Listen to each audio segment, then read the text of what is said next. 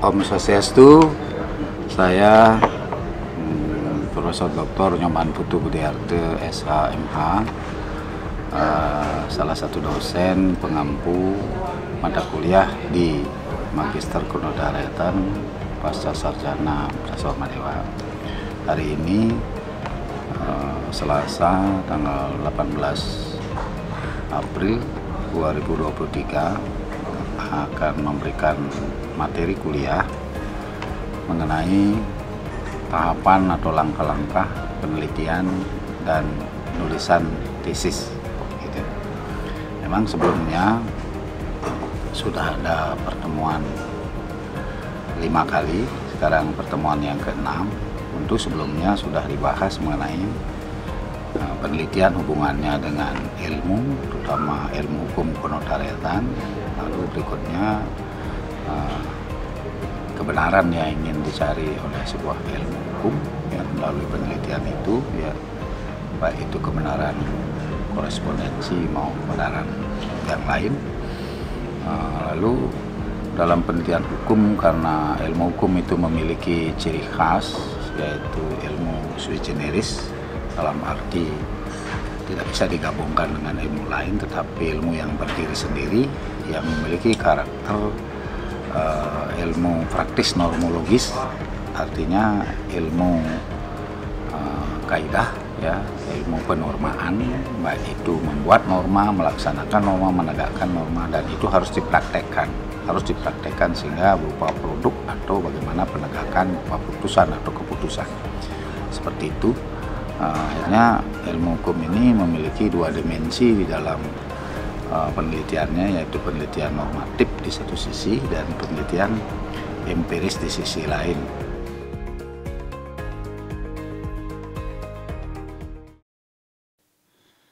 Baik saudara, kita sudah sampai pada pertemuan yang ke-6, ya. Tetapi saya akan, karena kuliahnya ini sering, ya, bolak-balik, tapi kita akan fokus sekarang mengenai langkah-langkah dan tahapan penelitian dan penulisan tesis. Jadi langkah-langkah atau tahapan penulisan dan penelitian dan penulisan tesis. Sekali lagi, langkah-langkah atau tahapan penelitian dan penulisan tesis. Jelas? Kalau ini dipahami dengan baik, saya kira strategi untuk bagaimana membuat tesis yang baik, ya, dan cepat ini akan segera terwujud, ya. Gitu. Baik, setelah metode penelitian normatif kita jelaskan atau kita ketahui, begitu juga metode penelitian mixed method, dan sudah juga secara umum penelitian empiris yang nanti diperdalam oleh Prof. Made Switra. Maka gilirannya supaya tidak terlambat adalah bagaimana tahapan atau langkah seseorang untuk melakukan penelitian sekaligus membuat tesis.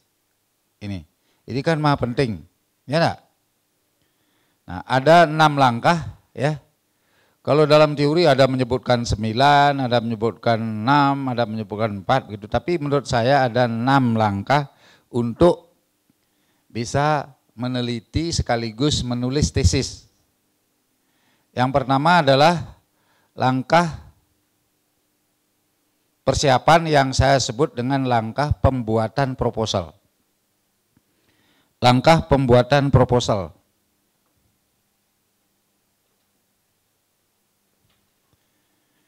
Proposal ini dibuat, ya. Kalau tidak pernah ada proposal, tidak pernah akan melakukan penelitian, termasuk tesis pun tidak pernah akan ada, ya. Sekali lagi, kalau saudara tidak pernah membuat proposal, jangan berharap saudara tamat, ya. Artinya mungkin tamat, bubar kuliahnya, ya. Itu pertama adalah pembuatan proposal penelitian. Yang kedua, pengajuan permohonan untuk mendapatkan pembimbing tesis. Pembimbing 1 utama maupun pembimbing pendamping, pembimbing kedua. itu harus diajukan. Berikut bagaimana proses bimbingan itu dilakukan. Nah, jadi permohonan mengajukan pembimbing sekaligus bagaimana bimbingan itu dilakukan. Ya. Ini kan sering juga tidak diketahui detail sehingga salah langkah. Salah langkah menyebabkan pembimbing merasa tidak enak dan lain sebagainya. Terus yang ketiga, proses permohonan proses ujian proposal. Jadi setelah dilakukan bimbingan proposal, ya, maka yang ketiga ini adalah proses permohonan sekaligus ujian proposal. Udah. Nah, ketika itu sudah dilakukan, ya, maka tentu akhirnya produknya adalah proposal itu disahkan. Ya, nanti kan saya jelaskan ya, sampai didokumentasikan. Nah, dari proposal yang sudah disahkan itu di store, maka proses yang keempat, tahapan yang keempat itu adalah apa? Penelitian, ya, penelitian. Karena proposalnya sudah disetujui, maka langkah berikutnya adalah melakukan penelitian, baik itu penelitian normatif atau empiris atau dua-duanya sekaligus.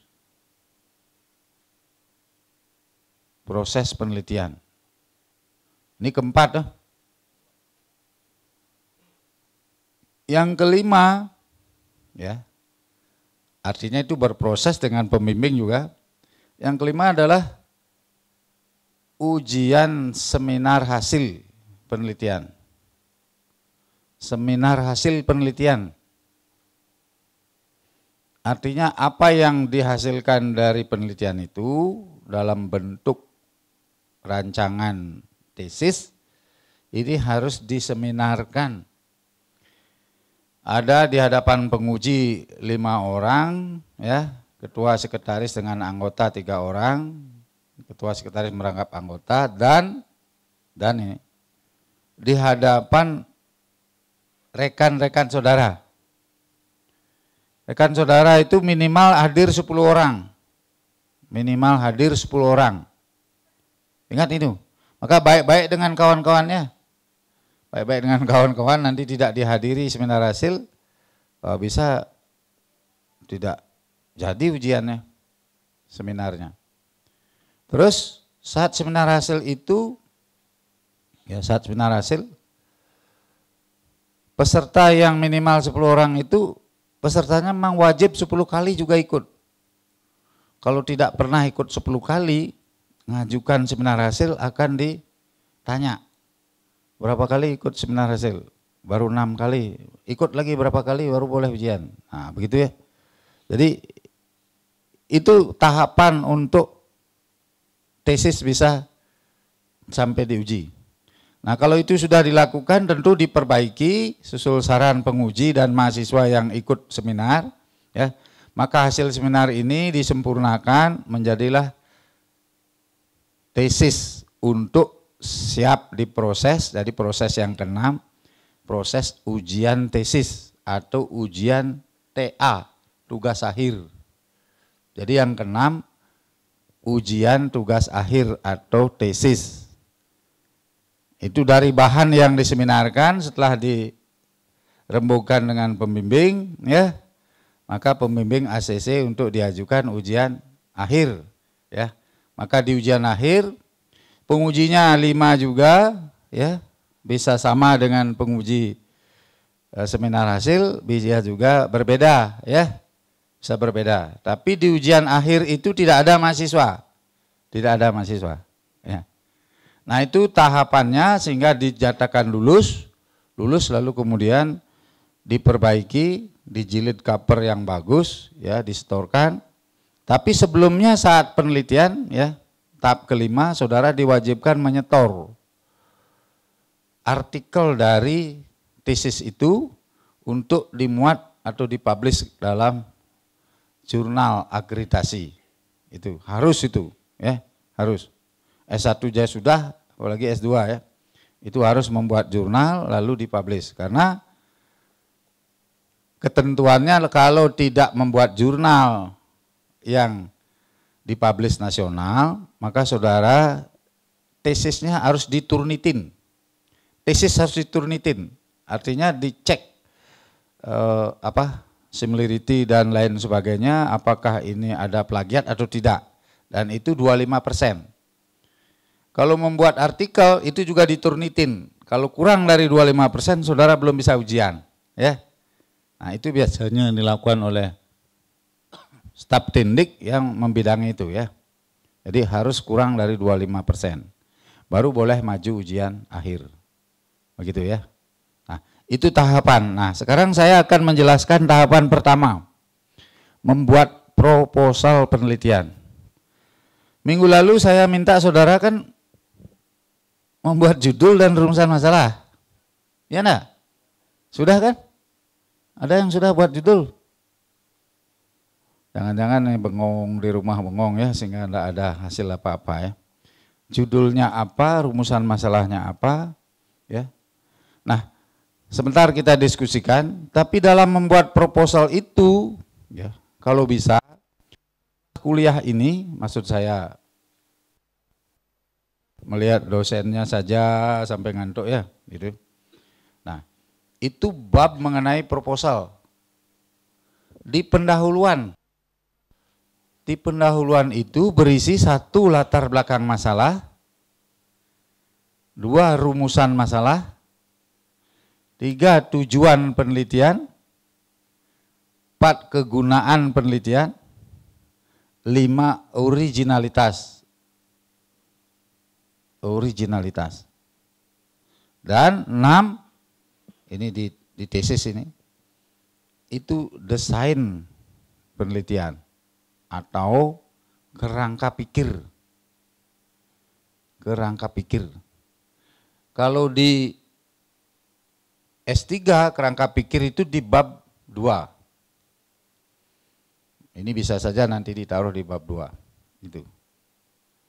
Nah, kemudian di bab 2 itu berisi tinjauan pustaka, itu berisi 1 kerangka konsep.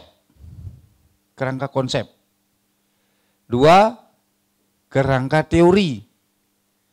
Dan 3, ini kalau tadi ditukar ya, itu kerangka pikir. Atau desain penelitian.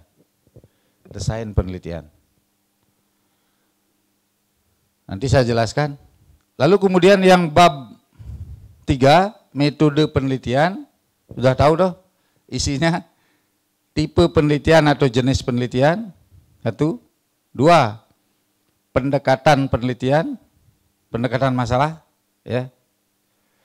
Yang ketiga itu adalah sumber bahan hukum kalau normatif, sumber data kalau empiris, sumber data dan bahan hukum kalau mixed method.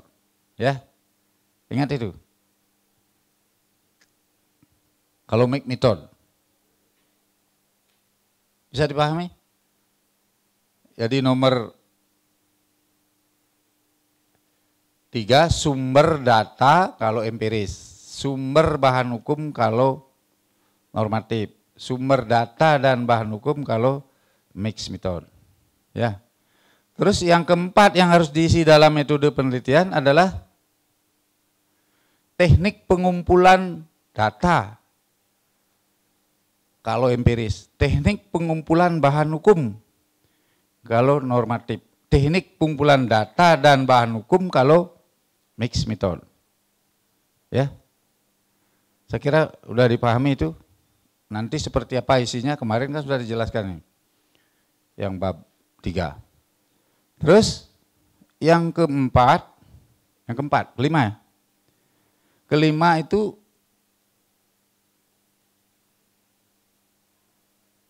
lokasi penelitian. Tadi kan teknik pengumpulan. Lokasi penelitian ini hanya diisi terhadap penelitian empiris atau penelitian method. Sekali lagi, lokasi penelitian hanya diisi pada penelitian empiris atau pada penelitian method. Kalau penelitian normatif tidak perlu diisi. Tidak perlu diisi. Udah? Tidak perlu diisi itu.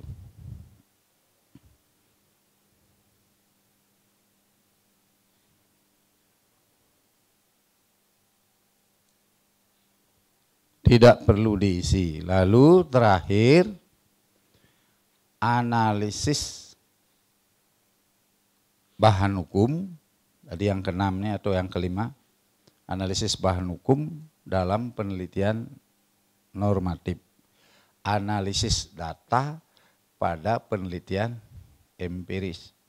Analisis data dan bahan hukum pada penelitian mixed method. Udah. Terakhir nanti isi daftar bacaan. Daftar bacaan. Itu anatomi daripada proposal ya. Batang tubuh ya dari proposal.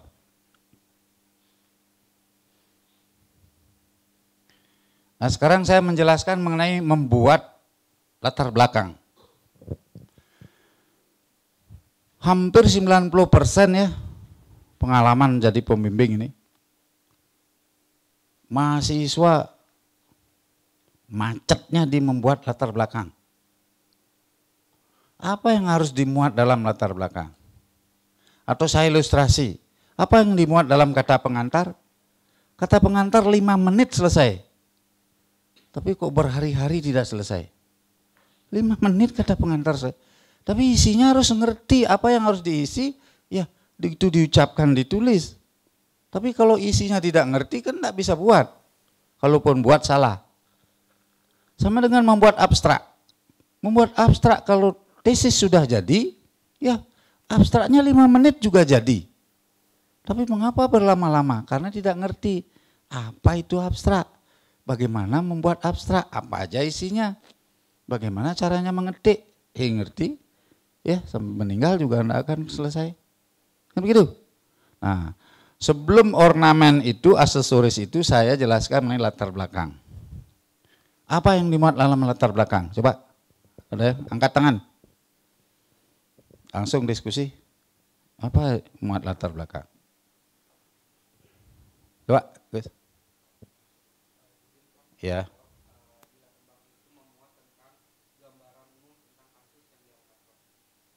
Gambaran umum tentang kasus yang diangkat. Oke, salah satu submateri bisa ya.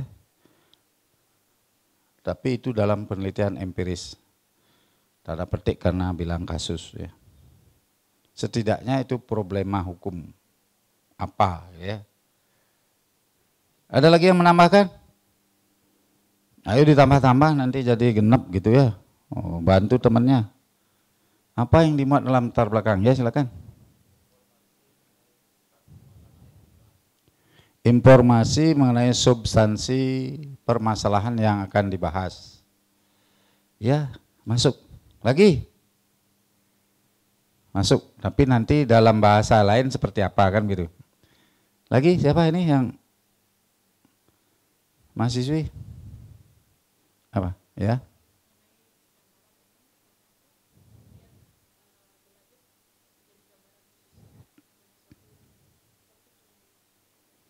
Gambaran umum dan gambaran khusus mengenai topik yang diangkat. Ya mungkin maksudnya benar ya, tapi nanti saya jelaskannya gambaran umum dan gambaran khusus dari berpikir deduktif hal yang umum sampai ke yang khusus atau sebaliknya induktif dari yang khusus ke yang umum ya. Ini kita kan punya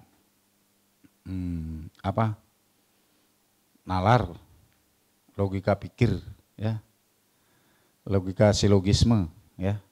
Silogisme apa yang akan digunakan? Kita ini kan punya silogisme untuk menyatakan sesuatu ya, dengan pernyataan-pernyataan. Lagi ada? Kalau tidak, latar belakang itu ya pertama ya memaparkan atau menjelaskan tentang problema hukum yang terjadi atau yang ada, yang mau diteliti. Problema hukum yang mau diteliti. Sehingga tentu uraiannya ketika itu problema hukumnya adalah normatif, ia berpikir logika dari umum ke khusus, cara penguraiannya. Tapi kalau itu problema hukumnya adalah empiris, dia menyampaikan data, fakta, kasus, bla bla bla bla bla, lalu kemudian ada hukumnya mengatur seperti ini. Ingat ini, kalau normatif, hukumnya ya, lalu ada kosong, ada tidak jelas, ada berkonflik. Tapi kalau normatif empiris, fakta hukum, case-nya, bla bla bla bla bla, pengaturannya seperti apa. Yang kedua yang harus diisi, tadi kan problema hukum apa yang mau diteliti, itu dijelaskan. Tidak boleh tidak. Penulis harus mampu menggambarkan bahwa ada persoalan hukum normatif. Normatif itu normatifnya yang mana? Kosong, tidak jelas, apa berkonflik. Itu harus diuraikan di pendahuluan. Kalau itu empiris harus dijelaskan bahwa ada persoalan antara norma dalam buku perundang-undangan, kenyataan tidak begitu. Dijelaskan di situ. Tidak boleh tidak, Pak. Kalau itu tidak ada, Anda dicoret oleh pembimbing. Kalau pembimbing sampai menyetujui, pembimbingnya lengah, ya. Nanti di ujiannya kena tembak, ya. Kena tembak. Loh, gimana ini kok permasalahan tidak jelas diteliti? Nggak ada persoalan hukum kok meneliti?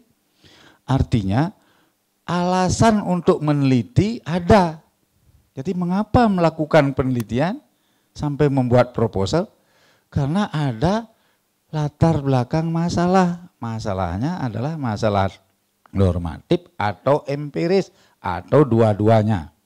Namanya juga latar belakang masalah. Karena ada masalah hukum. Ya, masalah hukum itulah yang Anda tulis. Dari bacaan-bacaan yang saudara miliki, makanya tidak mungkin tidak membaca. Hanya merenung doang, tidak mungkin tesisnya selesai. Lalu, mengapa itu diteliti? Kan masih banyak kasus-kasus atau problema hukum lain, tapi kenapa itu? Kenapa itu? Ya, apakah persoalan itu up to date? Apakah itu Anda memang tertarik karena apa ya? Ya, itu. Ini alasan kedua. Mengapa? Karena kan banyak persoalan yang mungkin ada, tapi kenapa Anda itu ditulis?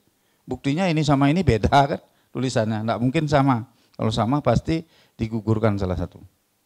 Kenapa itu ditulis? Jadi ada argumentasi.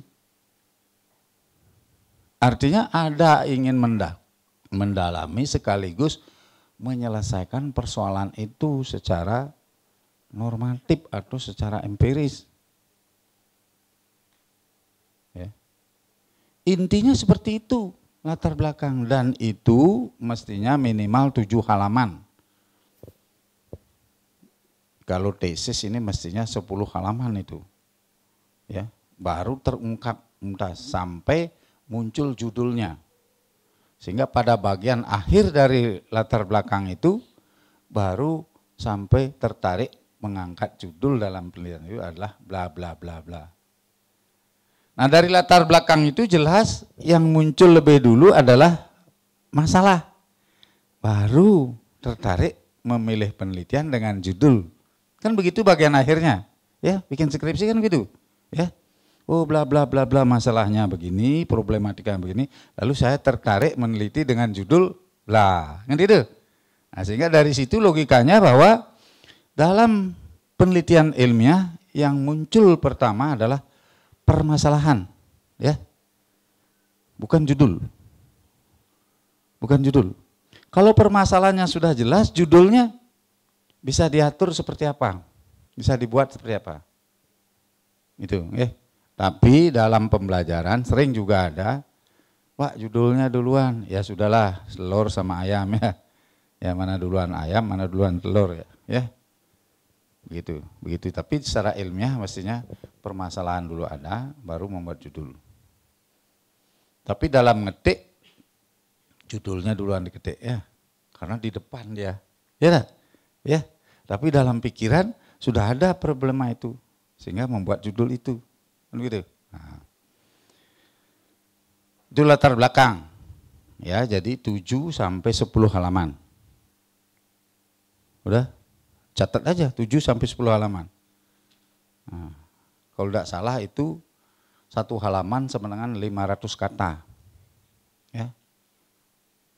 500 kata. Kalau 10 halaman berarti udah 5.000 kata.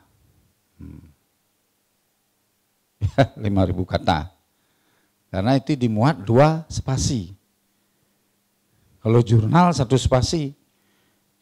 Ya, nanti. Kemudian permasalahan.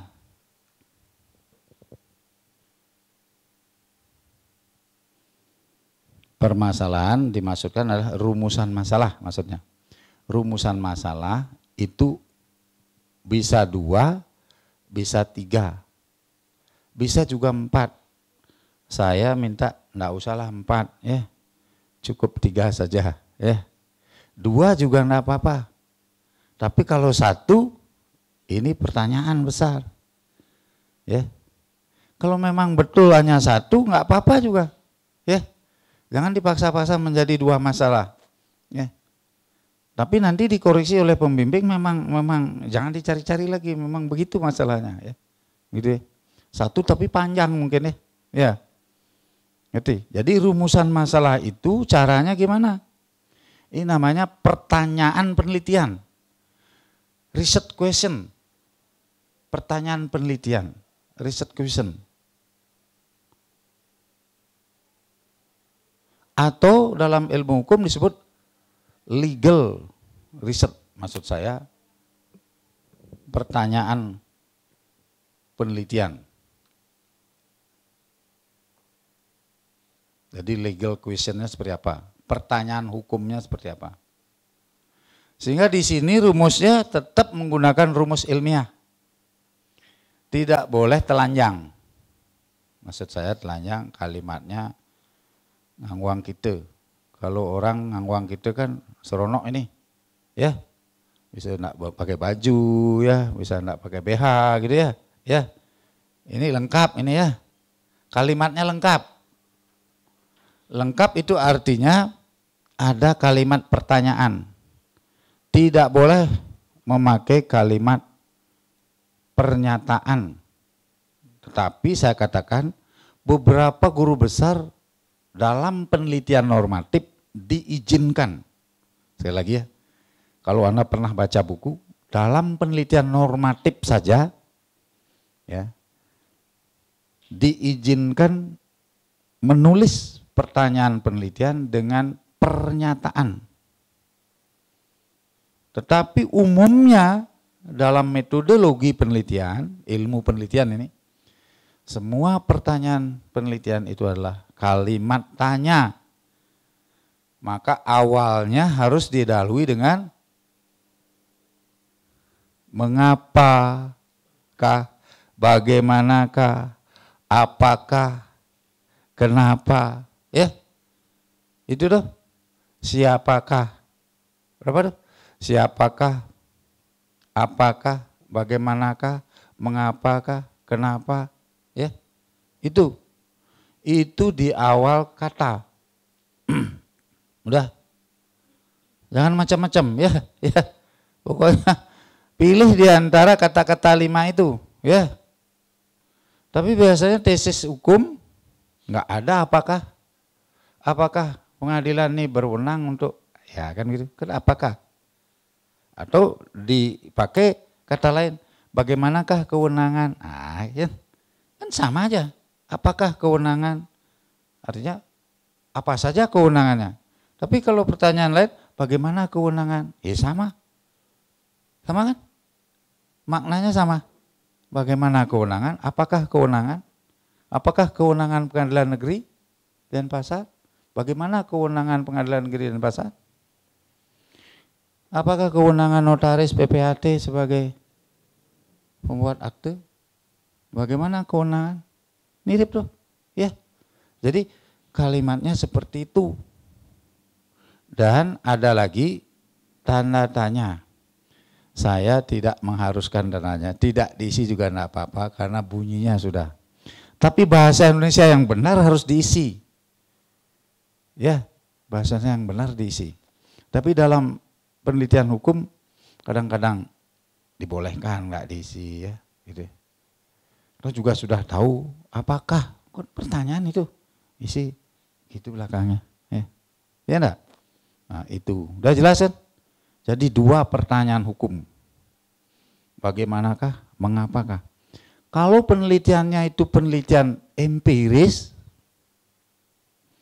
ya seringkali menggunakan mengapa. Ya, mengapa? Bagaimana? Mengapa? Itu. Bagaimana efektivitas? Bagaimana penerapan? Bagaimana tanggung jawab? Mengapa penegakan? Mengapa pelaksanaan ini? Faktor-faktor apakah? Apakah faktor-faktor yang menyebabkan? Ya. Jadi begitu. Kalau penelitian normatif biasanya bagaimana pengaturan, ya. Bagaimana tanggung jawab hukum ini, ya. Bagaimana perlindungan hukum, seperti itu. Udah jelas? Nah sekarang baru ke tujuan. Tujuan penelitian ada 2, tujuan umum, tujuan khusus. Tujuan umum ini berkaitan dengan pengembangan ilmu yang saudara tekuni. Ilmu hukum kenotariatan. Ya. Ilmu hukum bidang kenotariatan. Artinya bahwa penelitian itu dilakukan untuk mendalami sekaligus menelaah. Jadi tidak boleh di tujuan itu ada mengetahui. Ingat nih, untuk mengetahui gitu. Itu di S1. Ingat ini. Tidak ada tujuan misalnya 1, 2, 3 tujuannya untuk mengetahui. Salah. Ya. Untuk menganalisis, untuk mengkaji, ya. Begitu. Untuk menyelesaikan, gitu ya. Karena ini levelnya di level 8. Maksud saya level S2 ini level 7 ya. Kalau S1 level 6 baru mengetahui. Skripsi ini dibuat untuk mengetahui, mari mengetahui kan. Dan ini S2 masa mengetahui Ben? Menelaah, menganalisis gitu ya. Wih, serem bahasanya ya. Mengkaji, wih ya. Menyelesaikan ya problem yang ada gitu. Itu ingat ini, jangan ikut mengetahui dicoret nanti ya. Ya, tapi kalau ada pembimbing yang membiarkan itu berarti tidak pernah membaca kerangka kualifikasi pendidikan tinggi. Jadi untuk apa orang kuliah di S1, untuk apa kuliah di S2, untuk apa kuliah di S3. Kalau di S3 nanti saudara menemukan sesuatu baru. Ya. Di samping menemukan, apa lagi? Di S3. Mengkonstruksi, membuat, gitu ya. Membuat dia. Jadi lengar ya, gitu ya. Ya. Karena membuat disuruh sing ada reneng ae, ya. Ya. Dan menemukan yang baru, sama sekali baru, nggak ada orang bikin. Kita temukan gitu. Ya. Makanya kalau ada dokter itu rambutnya masih tebal nih, jangan-jangan banyak nyontek ya. Ya, gitu. Atau ada yang membuatkan deh. Ya. Tapi kalau betul-betul ya nyari dokter beneran ya, bikin sendiri. Wah, keluar keringet terus ya. Ya. Begadang siang malam ya, dan seterusnya, pusing 7 keliling. Tapi kalau membeli tetap tebal rambutnya ya, merekak lagi dia ya. Biasanya merekak ya, gampang gitu ya, gampang loh gini meli ya gitu ya.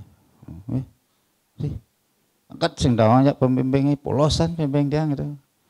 Cek bang salah nasi duang kisah gitu ya, ya, gitu, berangkat gaya gitu, dia susah Gus gitu, ya.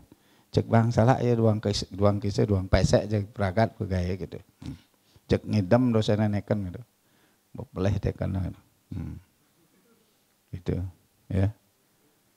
Jadi itu tujuan khususnya kaitannya dengan saudara kuliah.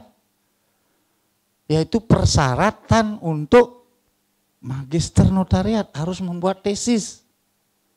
Ya. Kaitkan dengan tujuan saudara membuat itu untuk tamat. Ya. Ya enggak? Untuk tamat. Buat apa juga buat tesis kalau bukan untuk tamat ya. Memangnya semua orang bikin tesis kecuali yang mau kuliah S2 tamat, bikin tesis. Nah berikut gilirannya adalah manfaat penelitian. Manfaat penelitian ada manfaat teoritis, ada manfaat praktis.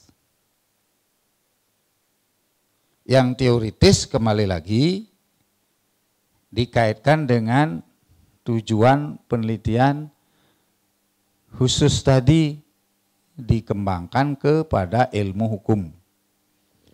Jadi saudara meneliti judulnya apa dikaitkan dengan perkembangan ilmu. Jadi kan nih penelitian kan notariat mendukung perkembangan ilmu hukum. Jadi apa yang Anda teliti itu adalah dalam rangka mengembangkan ilmu hukum